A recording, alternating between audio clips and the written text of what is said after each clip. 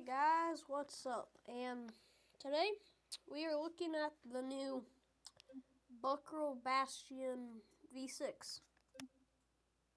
And we also get to drive in a race in a very powerful supercar. We are going to drive across the biggest map in all of BeamNG 5 times and see if a plane is faster than us. And finally, we will go rock crawling on a mountainside. As you can see here, we have the old Bucrell Bastion V6. Everyone knew it as like a nice little sports car. It had a 3.5 liter V6, 0 to 60 about 6 seconds, and a top speed of around 160. And it was a naturally aspirated V6 producing only 282 brake horsepower. But the car is light. It only weighs about 1.5 tons, which actually makes a pretty good difference. So let's drive this one around, then we'll hop into the new version. Okay, sounds pretty good.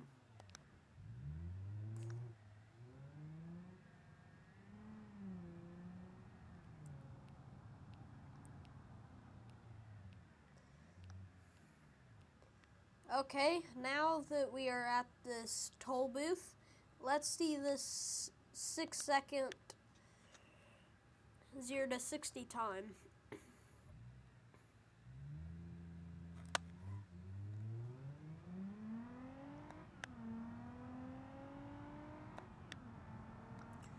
And there's 60, which is pretty good time for a big car.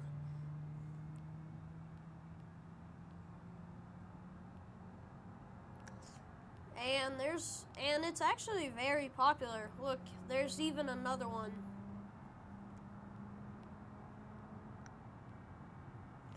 I think that's the 4-liter V8 model.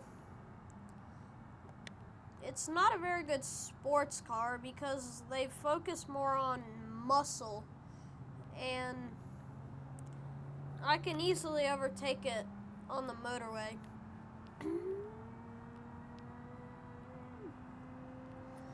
Let's see how fast we can get this thing to go.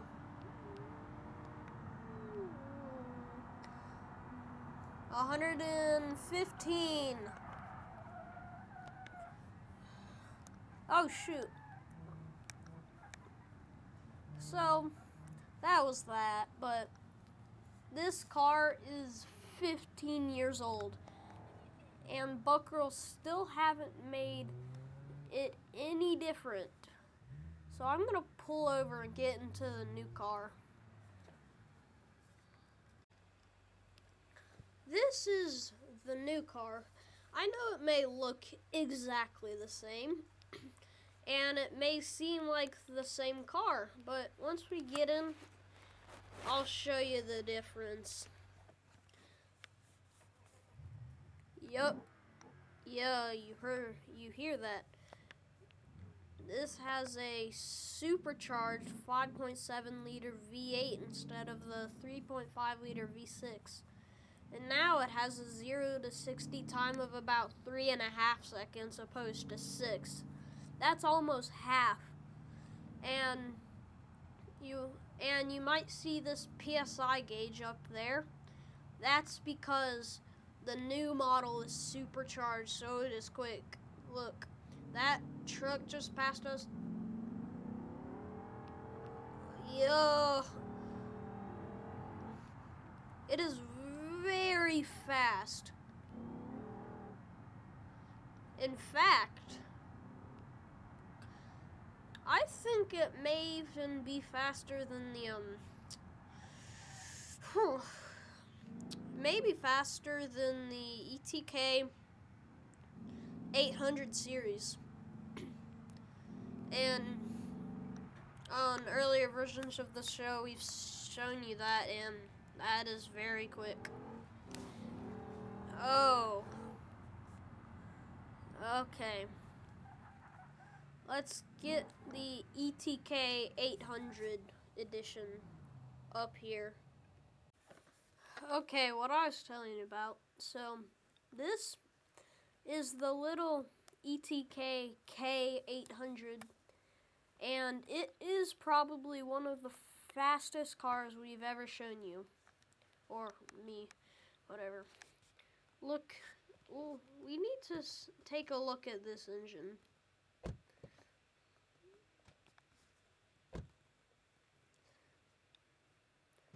And you may be expecting a big V8 or at least inline 6, but nope. This is a inline 4. And you might be thinking, how does this inline 4 get it to go so fast? I can tell you.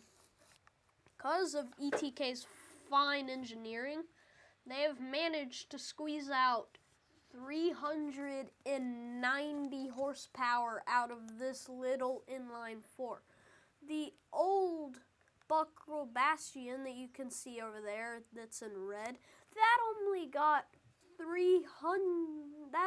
like 280 horsepower out of its 3.5 liter V6. And this is a 2.8. Which makes it very fast. Yes, it is very fast, but there are a few drawbacks. The first one is that the clutch is hopeless. Every time that you try and take off, all you do is stall out. So let's take it for a drive. Okay, let's see here. Put it in sport mode. Start the engine. Okay.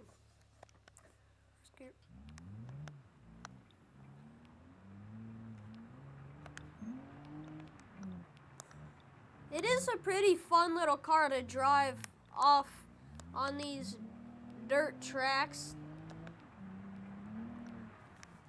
But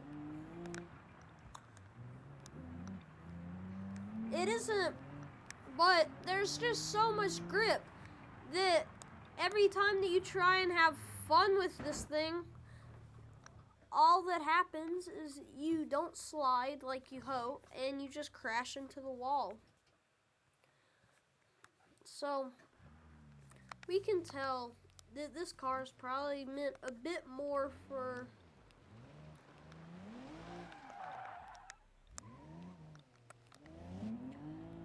road driving.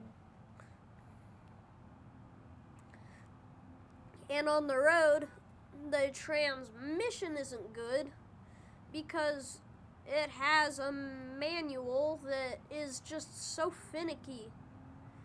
Like the the computer will shift it down without even me doing anything because it thinks that I'm not good at driving it. And when you actually do get the power down, you get to the top speed of only 155 miles an hour. Because all German cars have this stupid rule where no one's allowed to make a car above 155. So then, what's the purpose of this car? 155 only?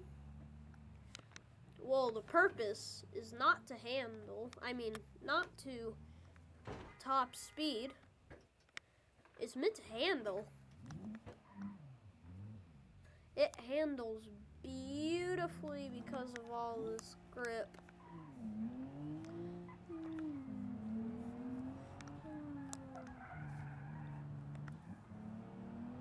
And it is just so much fun to drive. Get out of my way.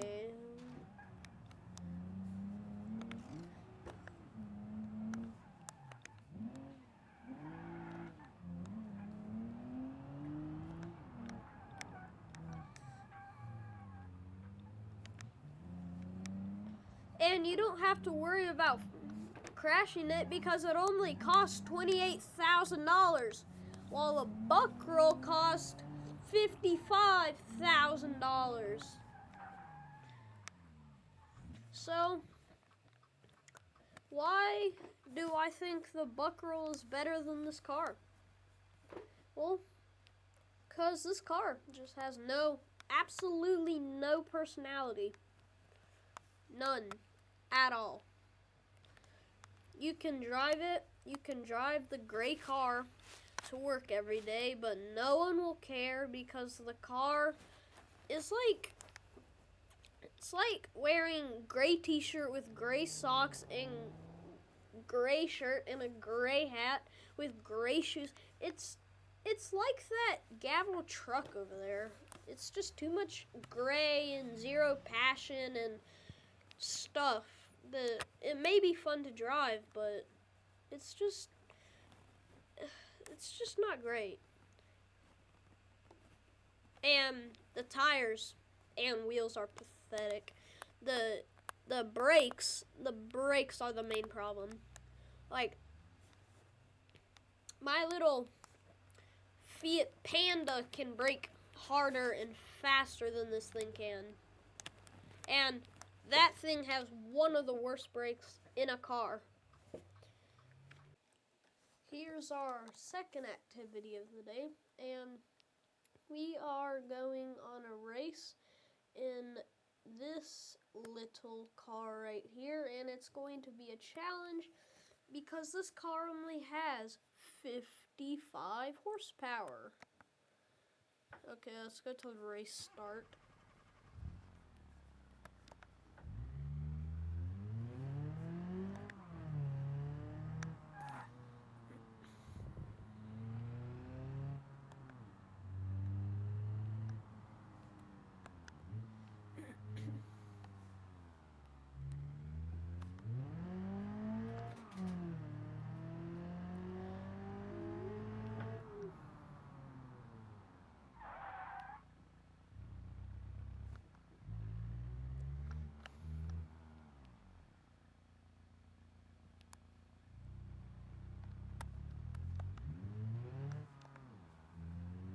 Okay, we are going on to the track for some practice warm-up laps.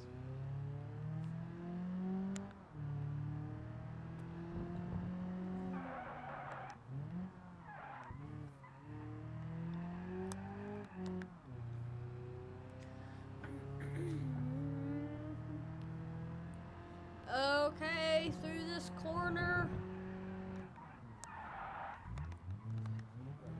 Oh, that was terrible.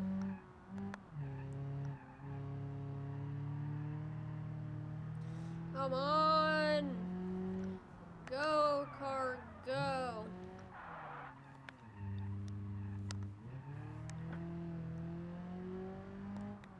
Yes. Motor. Oh, shoot. Oh, shoot. We went off into the sand.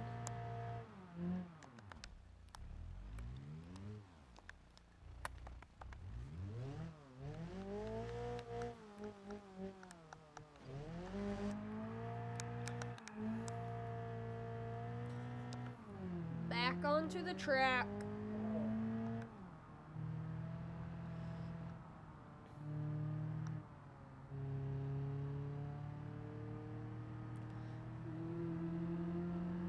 Okay, we are going. This car is actually a bit faster than I thought it would be. I thought it would top out at like 40. Yo, go, go, go, go. It has terrible brakes, so we need a brake when it get to the 500 meters.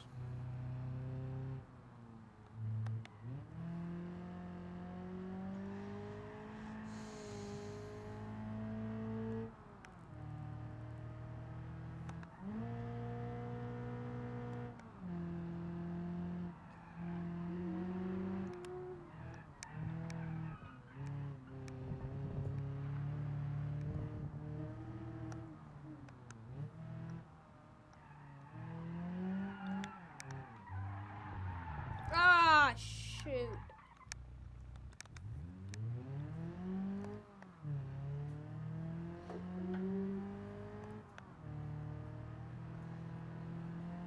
This car is junk. Go.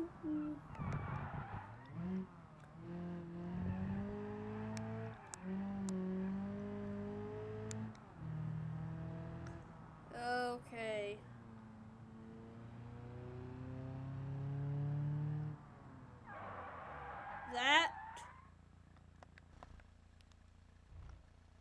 Our race was terrible.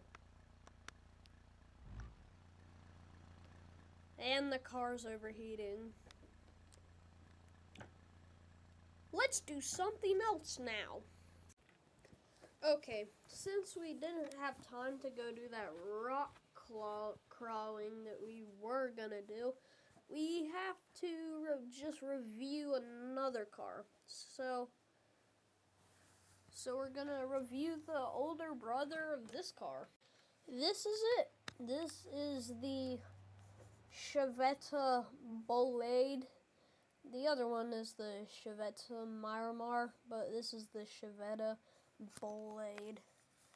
It has a 3.9 liter V8 producing about 455 horsepower with our nice naturally aspirated sound that comes from another type of car. It actually has a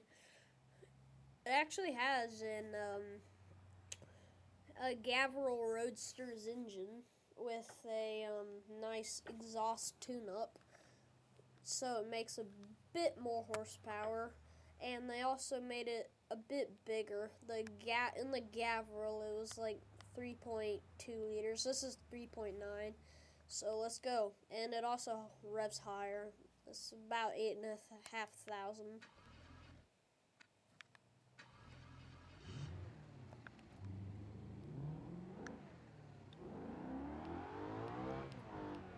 Holy, this thing is fast.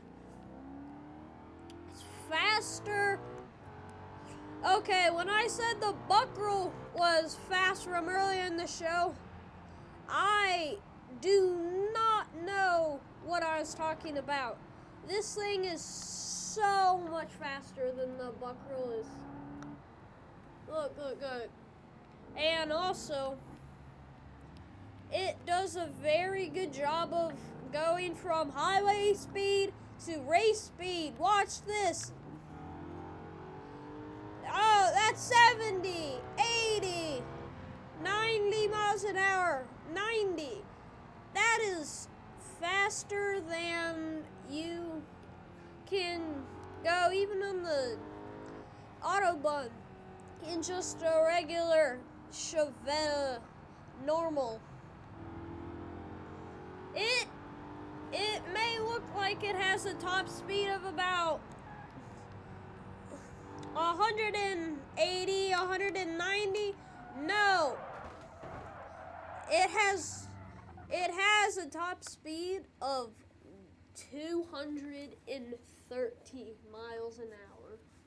That is faster than the Chevette Mondello, the Chevette